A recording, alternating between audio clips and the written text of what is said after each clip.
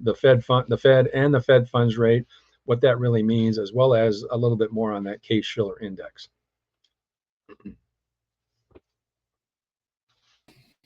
Here I come, Art. Sorry about that. Hey, no worries. A lot of things going on in the background. Yeah. I'm excited about the whole idea of the topic today, but it's kind of like, this knife cuts both ways. It's like when it's bad news, it's good news. And when it's good news, it's bad news, depending on where you're at, right?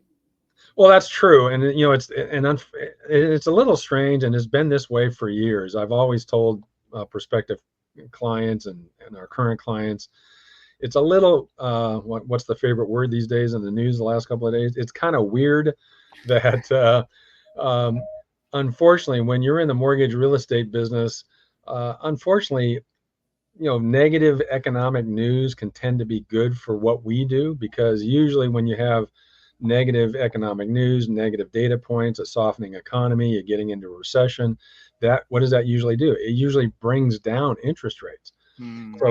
So it's a mixed bag. I mean, on the one hand, you don't want to see the economy really get depressed to the point where lots of people are losing their jobs and all that. But at the same time, for those who are able to weather that scenario, that environment, and maintain their jobs, and if they're in the market to buy a home, it can actually work in their favor and can be pretty good news. So that's why, as a consequence, it's sort of a mixed signal about, I don't want to say that we in the mortgage industry root for a bad economy and root for bad economic data points and numbers, but at the same time, admittedly, it can help us on the interest rate side, which of course has been a big issue in locking up the real estate market now for really going on a couple of years.